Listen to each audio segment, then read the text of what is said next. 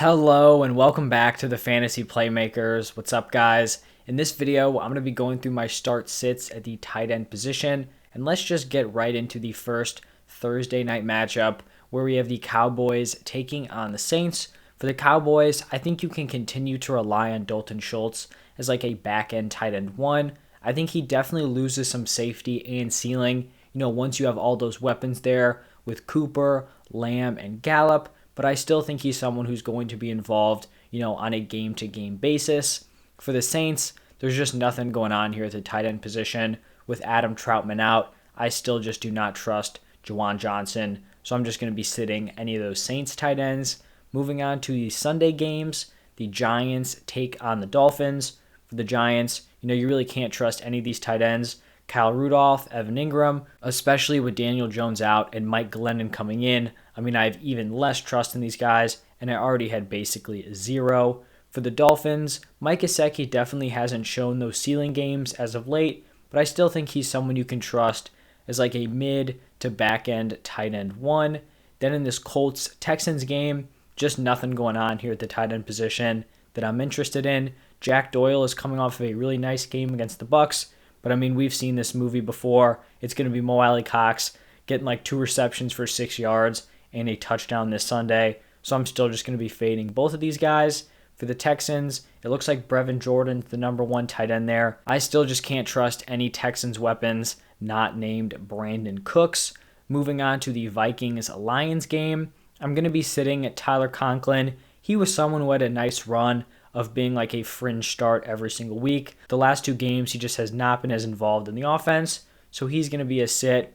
TJ Hawkinson is a start, really just battling the overall lack of passing volume in that offense, but he continues to come through. He does not have a safe floor, but he can give you like those 6 for 80 and a touchdown games, and you can't really find that for a lot of these tight ends, so definitely more of like a mid-tier tight end one option.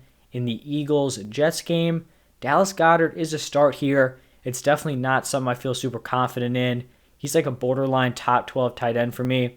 This is a good matchup against the Jets. Hopefully the Eagles can get some passing volume going for both Goddard and Devonta Smith. So he's a start, just not a super confident one for the Jets. Nothing going on here. Ryan Griffin is a sit. In this Cardinals Bears game, I actually may be trusting both of these tight ends. I think Zach Ertz is a solid play, really no matter what. For the Bears, I do have Cole Kmet listed as a start, but that is if Allen Robinson misses this game. So if we're just looking at Cole Kmet and Darnell Mooney as the top 2 targets, I trust them. If A-Rob is back, I would prefer to have him on the bench. In this next matchup between the Chargers and the Bengals, I'm really just going to be fading the tight end position in this one. Jared Cook, Donald Parham, that's a full-on tight end by committee. Don't want either of those guys. For the Bengals, CJ Uzomah showed some, really solid performances early in the season, just has not kept up any consistency, and we have not seen one of those boom games in a while, so definitely a sit there.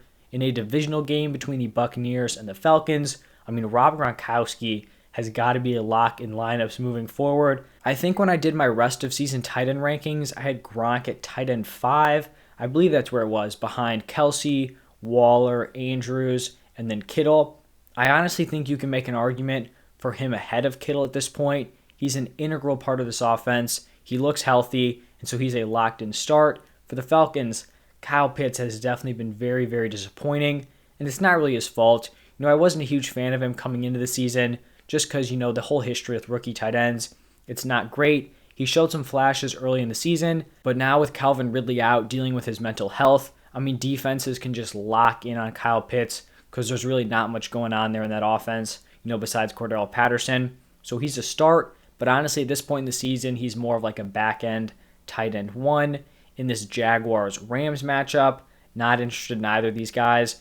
James O'Shaughnessy is an interesting play in like much deeper leagues with Dan Arnold going on IR. He was targeted 5 times in their Week 12 game. Still, you just can't trust really any of these Jaguars weapons. For the Rams, Tyler Higbee has showed some flashes, really just has not produced as of late, so he is going to be a sit as well. Then we're going to move on to the Washington football team taking on the Las Vegas Raiders. And for Washington, I'm going to be sitting Logan Thomas. He definitely saw some quality targets in their game against the Seahawks. He was actually the guy targeted on that Heineke interception.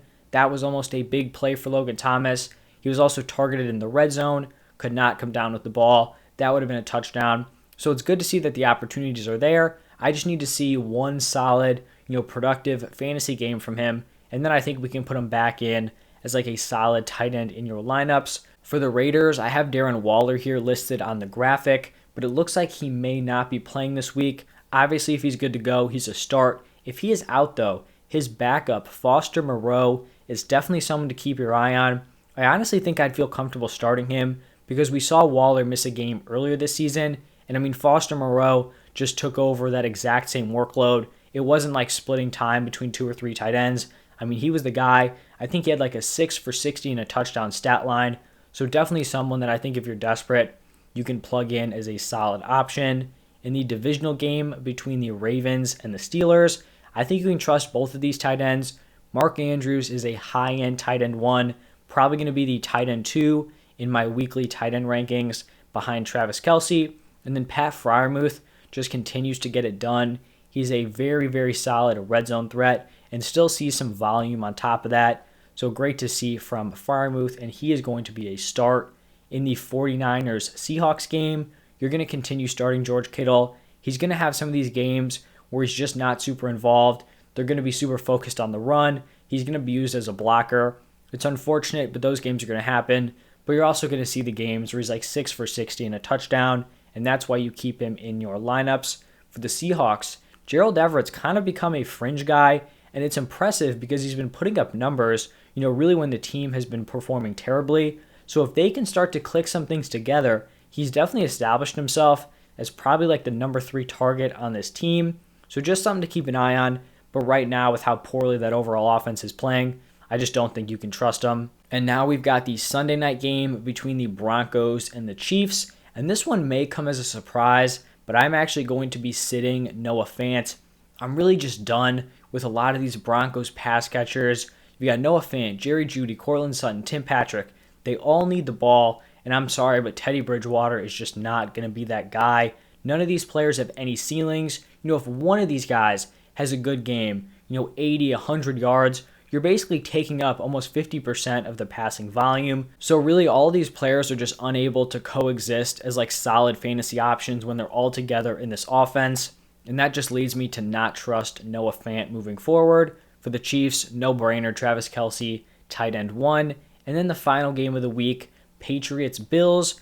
For the Patriots, I don't trust Hunter Henry or Jonnu Smith. Earlier in the season, Hunter Henry was a top-tier red zone threat for the Patriots, getting into the end zone a ton. That's actually why I had him as a sell high candidate a few weeks ago, just because the volume did not match the touchdowns and it was not sustainable. Now we're starting to see some of those games where he doesn't get into the end zone, finishes with like 2 receptions for 20 yards. We're going to see those games, so I don't trust either of these tight ends. For the Bills, Dawson Knox continues to be involved, and I think he's a solid tight end start this week. And that is going to wrap it up for this video. If you enjoyed the content, do me a huge favor, hit that like button. If you are not subscribed, you want to see more content like this, please just hit that subscribe button. It helps me out a ton. Thank you guys so much for stopping by. If you want to see more start-sit videos, I have my running backs, wide receivers, and quarterback videos already posted. So if you haven't seen them, go check it out. But thank you guys so much for stopping by, and I'll see you in the next one.